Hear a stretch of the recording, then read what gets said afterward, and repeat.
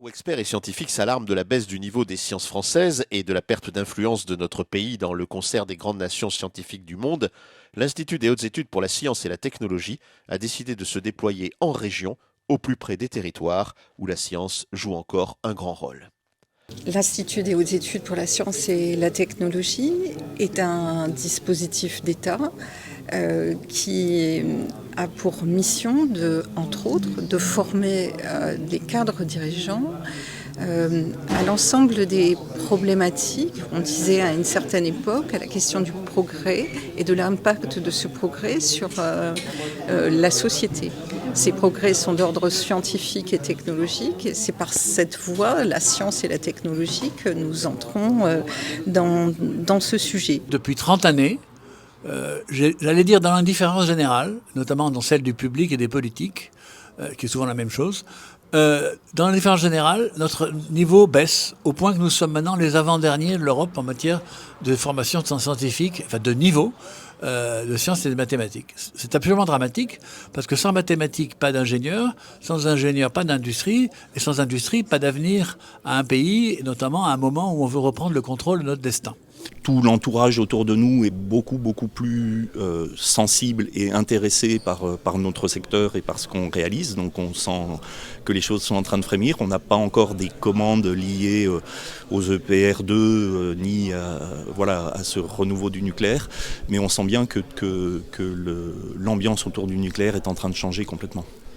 Donc je crois que sur la partie nucléaire, en fait, on a besoin de toutes les compétences, aussi bien des compétences industrielles, comme l'a rappelé et comme le rappelle souvent le GIFEN, le groupe des industriels de l'énergie nucléaire. Les exemples types sont évidemment des métiers en tension comme les soudeurs par exemple. Certains parlent de réacculturer ou d'accroître la culture scientifique de nos concitoyens, mais chez nos cadres dirigeants, c'est absolument essentiel. L'objectif de l'Institut des hautes études pour la science et la technologie est évidemment de remettre la science au cœur des enjeux d'avenir, en relançant l'intérêt des jeunes pour les carrières scientifiques et en redéveloppant une culture scientifique solide parmi les cadres dirigeants. Car on l'a vu, il y a urgence à offrir des compétences de haut niveau et de la main-d'œuvre bien formée aux entreprises technologiques qui demeurent à la pointe dans de nombreux domaines à caractère scientifique, notamment les entreprises qui n'ont jamais cessé de miser sur l'excellence française dans le secteur des énergies bas carbone et particulièrement celles qui travaillent pour l'industrie nucléaire, dont on redécouvre l'intérêt après 30 ans d'hésitation et d'incertitude.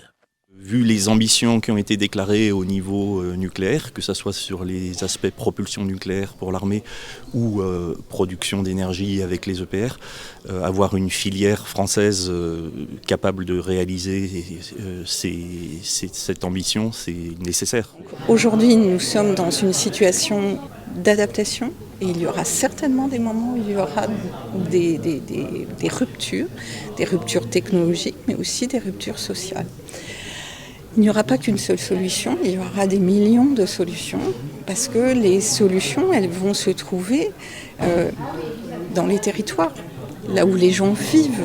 L'essentiel, c'est de dire la vérité, c'est-à-dire que d'avoir des discours qui soient très clairs. Oui, il y a des risques, ça serait absurde de le nier, et je pense que c'est pas comme ça qu'on fera adhérer tout le monde au nucléaire.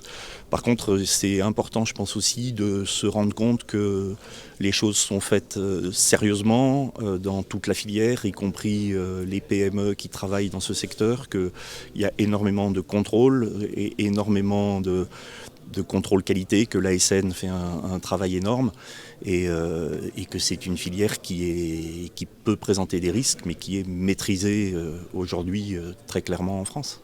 L'Académie des technologies a gardé le cap pendant toutes ces années de flottement sur le nucléaire. Nous, on a fait tout de suite le constat que les énergies renouvelables ont besoin d'électricité parce que la plupart de ces énergies renouvelables, que ce soit le solaire, l'éolien, ne peuvent pas être mises en œuvre sans passer d'abord par le vecteur électrique. Nous pensons que nous avons besoin de technologies pour réussir la conversion énergétique, mais qu'elle ne suffira pas. Il faut aussi des changements de comportement. Donc la première conversion, c'est celle des comportements. Disons, pour faire court, appelons ça la satisfaction du juste besoin et pas forcément de tous les besoins. Tous les besoins humains ne sont pas forcément bons à satisfaire. Il n'y a ensuite que deux grands vecteurs pour décarboner. La biomasse et l'électricité décarbonée. Bon, la biomasse, c'est très bien, c'est une ressource d'avenir, mais elle a des inconvénients. Elle est dispersée, elle est disparate. Donc elle coûte cher en processus de transformation parce que c'est pas forcément la même matière première, elle n'est pas forcément là où on veut la consommer. Et surtout, elle est limitée parce qu'elle est en concurrence avec d'autres usages plutôt plus nobles, tels que par exemple l'alimentation. Donc la biomasse, il en faudra.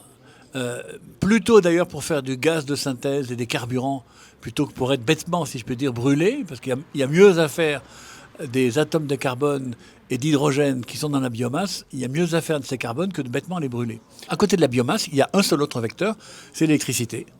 Et l'électricité qui est alimentée soit par énergie renouvelable, c'est-à-dire hydraulique depuis longtemps, solaire et éolien depuis un peu moins longtemps, soit l'électricité nucléaire, qui est elle aussi non pas totalement décarbonée, mais très bas carbone, puisqu'elle contient presque 2 ordres de grandeur, 100 fois moins de carbone qu'une énergie charbonnière, par exemple.